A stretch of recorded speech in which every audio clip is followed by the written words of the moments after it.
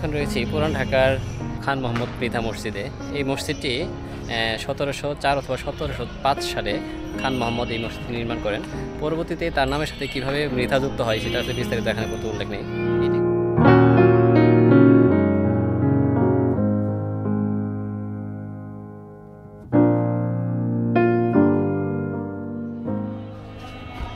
নিচের জায়গাটা হয়তো আবাসস্থল হিসেবে ব্যবহার হতো বা কোনো কিছু রাখার জন্য ব্যবহার হতো। উপরটা হচ্ছে মসজিদ। এই যে এই পাশটায় একটা সিঁড়ি রয়েছে উপরে ওঠার জন্য মসজিদের। এটা হচ্ছে মসজিদের সিঁড়ি। তার মানে এই সিঁড়ি দিয়ে উপরে উঠে আপনার নামাজের জায়গাটা উপরে উপরে দেখি যান উপরে কী রয়েছে দেখি আপনাদের।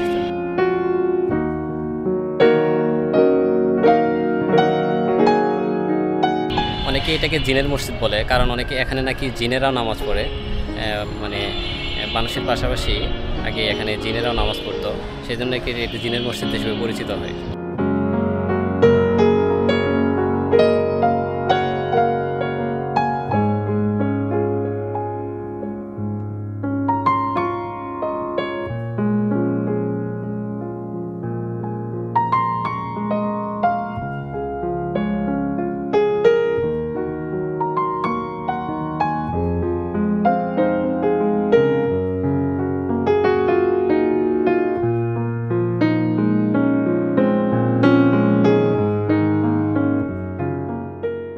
বিভিন্ন তথ্য এখানে বিভিন্নজন বিভিন্ন তথ্য দেয় যে মানুষ বেশে বা বিভিন্ন প্রাণী বেশে জিনেরা এখানে ইবাদত করে।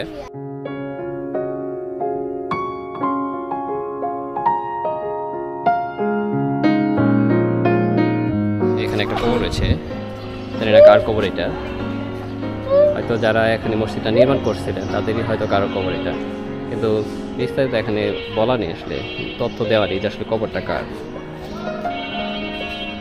সুন্দর কবর, কিন্তু আসলে মানে খুব ভয়ঙ্কর জিনিস যে কবরটাকে খুব সযত্নে রাখা হয়েছে, কিন্তু কবরের ভিতরে কে তার পরিচয়টা আসলে এখানে জানা নেই।